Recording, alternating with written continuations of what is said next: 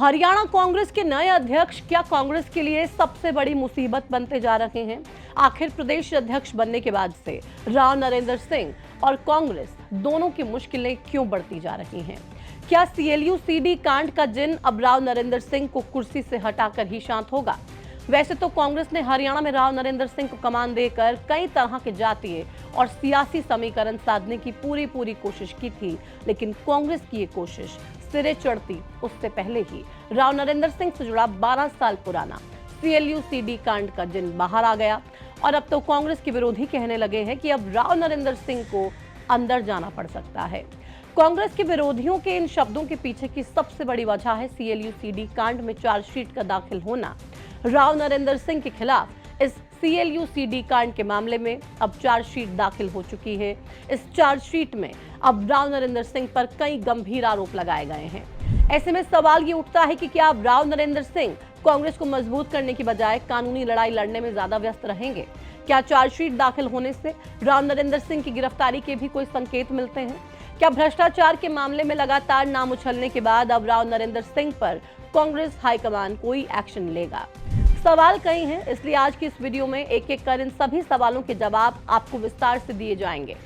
मैं प्रतिमा दत्ता आपको इस वीडियो में ये विस्तार से बताऊंगी कि 12 साल बाद अब राव नरेंद्र सिंह के खिलाफ चार्जशीट दाखिल क्यों हुई है।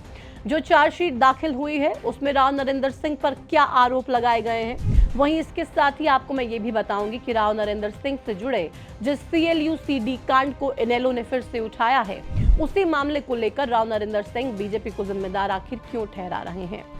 24 अक्टूबर का दिन हरियाणा कांग्रेस के लिए टेंशन वाला दिन रहा, क्योंकि इसी दिन कांग्रेस के प्रदेश अध्यक्ष राव नरेंद्र सिंह के खिलाफ नारनौल की अतिरिक्त सत्र न्यायाधीश हर्षाली चौधरी की अदालत में एक चार्जशीट दाखिल हुई। ये chargesheet anti corruption bureau Gurugram की ओर से दाखिल की गई थी। जिस मामले में चार्जशीट दाखिल की गई वो मामला था सीएलयू सीडी कांड का। हाँ, वही सीएलयू सीडी कांड जो हरियाणा की सियासत में वैसे तो 12 साल पहले ही आ गया था, लेकिन 12 साल बाद इस कांड का जिन फिर से तब बाहर आया जब राव नरेंद्र सिंह को कांग्रेस ने हरियाणा का प्रदेश अध्यक्ष बनाया। 12 साल पहले जिस इनेलो ने सीएलयू सीडी कांड का मुद्दा उठाया था, उसी इनेलो ने राव नरेंद्र सिंह के प्रदेश अध्यक्ष बनने के बाद फिर से इस मुद्दे को धार देनी शुरू कर दी। नतीजा ये रहा कि अब राव नरेंद्र सिंह इस मामले में बुरी तरह से फंसते हुए नजर आ रहे हैं, क्योंकि 12 साल तक ठंडे बस्ते में पड़ा ये केस अब हरियाणा की सियासत का सबसे बड़ा मुद्दा बन गया है। शायद इसीलिए अब इस पूरे मामले में राव नरेंद्र सिंह के खिलाफ चार्जशीट भी दाखिल कर दी गई है। ये चार्जशीट पीसी एक्ट यानी कि प्रिवेंशन ऑफ करप्शन एक्ट के तहत दाखिल की गई है। चार्जशीट के मुताबिक कांग्रेस के प्रदेश अध्यक्ष पर यह आरोप है कि उन्होंने धर्मेंद्र कुहाड़ नाम के शख्स से पलवल में 30 एकड़ जमीन की सीएलयू यानी कि चेंज ऑफ लैंड यूज कराने की एवज में 30 से 50 करोड़ रुपए की डिमांड की थी। कुहाड़ ने इसका स्टिंग ऑपरेशन करके ऑडियो और वीडियो रिकॉर्डिंग कर ली थी, जिसकी सीडी बनाकर उसने इनेलो के तत्कालीन विधायक रामपाल माजरा को दे दी थी। ये वही सीडी थी जो साल 2013 में इनेलो ने मीडिया को दिखाई थी, और अभी जब राव नरेंद्र सिंह कांग्रेस के प्रदेश अध्यक्ष बनाए गए तो इनेलो ने इसी महीने की शुरुआत में फिर से ये सीडी एक प्रेस कॉन्फ्रेंस करके चलाई। अब इस सीडी में क्या था पहले वो जानिए, फिर आपको इस पूरे केस में कब कब क्या क्या हुआ वो बताएंगे। इस सीडी में राव नरेंद्र सिंह, जो तब हरियाणा के स्वास्थ्य मंत्री हुआ करते थे, उनके और एक शख्स के बीच जमीन की सीएलयू को लेकर बात होती है। इस बातचीत में एक शख्स राव नरेंद्र सिंह से 30 एकड़ जमीन की सीएलयू करवाने की बात कहता है और फिर 1 करोड़ प्रति एकड़ का ऑफर देता है। साथ ही ये भी कहता है कि 30 से 50 करोड़ के बीच कहीं भी ये मामला सेट हो सकता है। इसके बाद राव नरेंद्र सिंह ये कहते हैं कि 30-50 करोड़, चलो उनसे थोड़ा सा बात करके बताऊंगा, पीछे बात लेट हो गई, नहीं तो मैं तुम्हें चंडीगढ़ बुला लेता। इस सीडी को इनेलो ने 2013 में पब्लिक किया था। इसके बाद इनेलो की ओर से प्रदेश के लोकायुक्त के पास शिकायत भी दर्ज कराई गई। लोकायुक्त ने आईपीएस अधिकारी वी कामराजा को जांच का जिम्मा सौंपा था। वी कामराजा ने शिकायत की जांच करने के बाद 27 अप्रैल 2015 को अपनी अंतिम रिपोर्ट लोकायुक्त को भेजी। जांच रिपोर्ट पर लोकायुक्त की ओर से 16 दिसंबर 2015 को हरियाणा के चीफ सेक्रेटरी को चिट्ठी लिखी गई थी। इसके बाद राव नरेंद्र सिंह के खिलाफ 29 जनवरी 2016 को धारा 7 पीसी एक्ट के तहत थाना राज्य चौकसी ब्यूरो गुरुग्राम में केस दर्ज किया गया। हालांकि इस पूरे केस में राव नरेंद्र सिंह के अलावा तत्कालीन संसदीय सचिव विनोद भयाना, रामकिशन फौजी, तत्कालीन विधायक जरनैल सिंह, नरेश तेलवाल और रामनिवास घोड़ेला का नाम भी सामने आया था। सभी पर आरोप था कि उन्होंने जमीन की सीएलयू दिलवाने के नाम पर पैसे मांगे हैं, लेकिन अब इस मामले में इनमें से किसी का नाम भी ज्यादा नहीं उछला जा रहा है। इस पूरे केस की जांच नारनौल यूनिट के डीएसपी अशोक डागर कर रहे हैं, जिन्होंने एडिशनल सेशन जज हर्षाली चौधरी की कोर्ट में चार्जशीट पेश की। चार्जशीट पेश करने के बाद अशोक डागर ने कहा कि राव नरेंद्र सिंह उस समय हरियाणा सरकार में स्वास्थ्य मंत्री थे। उस दौरान एक सीएलयू करवाने के एवज में डिमांड की गई थी। इस संबंध में एफआईआर दर्ज की गई थी और अब उसी केस की चार्जशीट अदालत में पेश की गई है, जो 7 पीसी एक्ट के तहत दर्ज है। कुल मिलाकर इस मामले में अब राव नरेंद्र सिंह की मुश्किलें बढ़ चुकी हैं और साथ ही कांग्रेस की सियासत पर भी संकट के बादल हैं। खैर, अब तक आप सीएलयू सीडी कांड से जुड़ा विवाद और राव नरेंद्र सिंह के खिलाफ दाखिल हुई चार्जशीट के बारे में तो समझ ही गए होंगे। अब इस पूरे मामले में राव नरेंद्र सिंह का क्या कहना है वो भी जान लीजिए। कांग्रेस प्रदेश अध्यक्ष राव नरेंद्र सिंह का यह कहना है कि ये बीजेपी की बौखलाहट है, लेकिन वे बिल्कुल निडर हैं और इस मामले में झुकेंगे नहीं। वे स्पष्ट रूप से कहेंगे कि वो क्या करेंगे।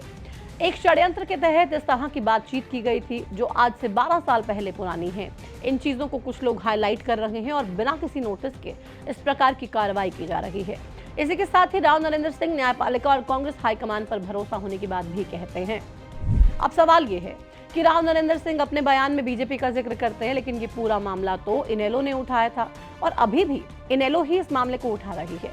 फिर राव नरेंद्र सिंह बीजेपी को क्यों घेर रहे हैं? इस सवाल का जवाब तो खैर राव नरेंद्र सिंह ही बेहतर तरीके से दे सकते हैं, लेकिन हो सकता है कि राज्य में अभी बीजेपी की सरकार है, तो शायद इसलिए राव नरेंद्र सिंह बीजेपी पर ही साजिश के आरोप लगा रहे हों।